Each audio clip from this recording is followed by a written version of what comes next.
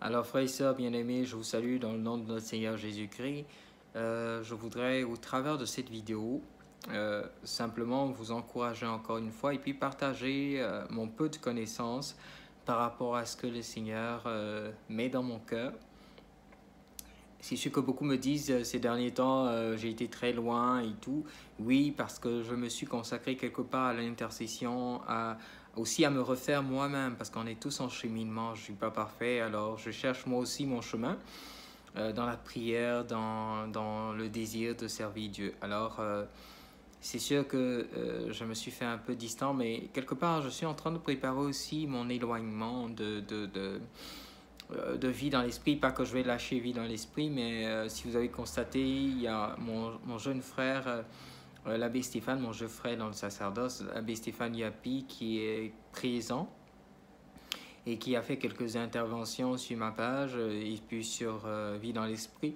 C'est une personne exceptionnelle en matière de partage de la parole. Alors je suis sûr que peut-être même mieux que moi, à certains moments, il partagera cette connaissance et puis le Seigneur. Donc ne vous abandonne pas sur le chemin de la foi, sur le chemin de la marche à la suite de lui. Alors, je voudrais toucher à un aspect de vie ou de foi qui est celui des cieux. On parle du royaume des cieux, on parle du ciel, on parle des cieux. Dans toute la parole de Dieu, le mot cieux et ciel reviennent très souvent. Mais souvent, on ne comprend pas. Quand on prie tous, on lève les mains vers le ciel. C'est quoi ce ciel vers lequel on lève les mains? Est-il juste la voûte céleste? Bon, c'est-à-dire est-il juste les nuages ou tout ça, ce qui nous entoure au-dessus, les étoiles et tout? Ou alors est-ce quelque chose d'autre? Et ça, c'est bon de le comprendre et puis de le savoir pour avoir une véritable intimité avec le Seigneur. L'une des choses que je dirais pour commencer le ciel, c'est surtout pas les nuages. C'est surtout pas les nuages. Hein? C'est bien au-delà des nuages. C'est la présence de Dieu dans toute chose. C'est le monde invisible, c'est le monde spirituel. Ce monde dans lequel Dieu se trouve et qui dépasse le temps, l'espace et l'histoire humaine.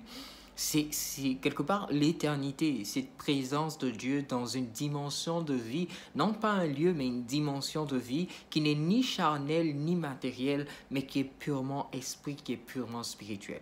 Alors, quand on dit, par exemple, notre Père qui est aux cieux, il ne faut pas voir le ciel, les nuages, mais il faut voir notre Père qui est dans le monde spirituel, dans ce monde invisible, dans ce monde où seul mon cœur, seul mon être intérieur peut rentrer, peut pénétrer en fait, dans lequel seul mon être intérieur et mon être spirituel a accès. Alors, quand je prie, en vérité, si je veux rentrer dans la présence de Dieu, il faut que je rentre aussi. Il faut que mon être intérieur pénètre cette dimension de vie extraordinaire qui est purement esprit.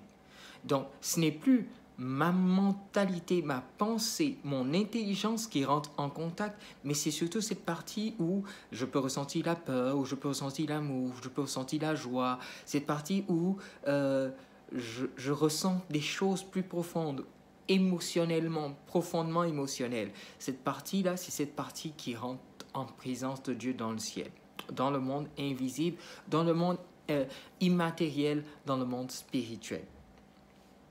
Alors, quand je veux prier, ça me prend donc d'essayer à un moment de laisser cette partie intérieure de moi, le cœur, l'âme, la présence intérieure, comme se consolider et puis s'ouvrir à cette dimension de vie spirituelle. Sinon, je ne prie que par l'intelligence ou je ne prie que par ma pensée. Et ce n'est pas encore la dimension que le Seigneur veut. La prière, donc, ou du moins l'entrée dans le ciel, est surtout conditionnée par la communion avec l'Esprit Saint, qui vient faire la paix à l'intérieur de nous. Quand quelqu'un vous aime profondément, ça vient vous frapper. Il y a un endroit où vous ressentez l'amour. Vous le ressentez à l'intérieur de vous comme un feu qui vous ronge, qui vous brûle. Cet endroit est la porte de l'ouverture du monde spirituel, du ciel ou des cieux. Des cieux parce qu'il y a plusieurs états de vie. Ce n'est pas des lieux, c'est des états de vie. Le ciel, le Seigneur dit, le royaume des cieux est parmi vous, il est en vous. Pour dire que justement, ce royaume, ce monde spirituel dont il s'agit, a sa porte d'accès à l'intérieur de nous. Il est autour de nous puisqu'il est invisible, puisqu'il n'est pas palpable. Donc si je vais dans un désir de pénétrer les cieux et que je vais dans un désir de sentir au niveau physique, dans un désir de voir au niveau avec mes yeux physiques, d'entendre avec mes oreilles physiques, je me plante. Je vais dans le mauvais sens. Mais si plutôt j'ouvre mon cœur, ce lieu où je ressens les choses, si j'ouvre ce lieu-là à la présence de Dieu, et donc que j'ouvre mon œil intérieur à cette présence de Dieu, mes oreilles intérieures, parce que ce lieu est capable de tout. Il est capable de ressentir la présence de Dieu. Il est capable de percevoir le sentiment que Dieu met en nous. Il est capable de s'ouvrir à ce sentiment, etc., etc. Alors, je rentre dans une dimension de vie, de prière telle que Dieu le veut. Donc, les cieux viennent à nous, sont en nous, sont autour de nous. C'est à nous de s'ouvrir parce que nous ne recherchons plus les choses de manière physique, mais nous recherchons les choses de manière spirituelle. Ne prie pas avec ton intelligence, ne prie pas avec ton corps, ne prie pas avec tes oreilles physiques, ne prie pas avec tes yeux physiques, mais prie avec les yeux de l'âme, prie avec le cœur, prie avec ta présence spirituelle à Dieu.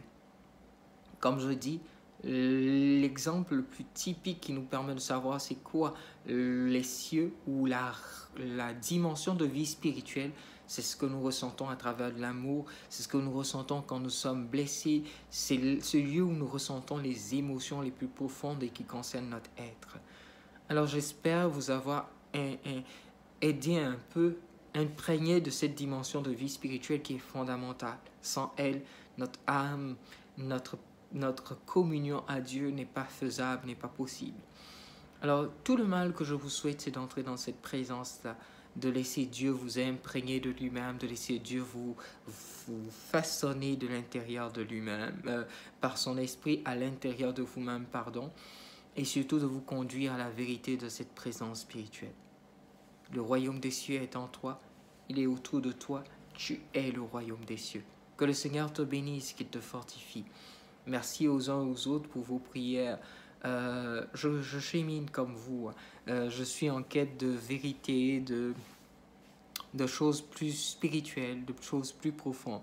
Pas facile. Comme vous connaissez des difficultés, moi aussi j'en connais. Mais j'essaie de me laisser guider par l'Éternel, le Tout-Puissant, le Fort, le Glorieux, qui me relève lorsque je faiblis, qui me soutient lorsque je me sens affaissé ou abandonné, et qui ne me condamne jamais, qui m'aime pour l'éternité et qui t'aime toi aussi, mon frère, ma soeur. Alors sois béni dans l'éternité et dans la présence du royaume, maintenant et pour les siècles des siècles. Je t'aime fort et puis sois fort, prends courage, n'abandonne pas.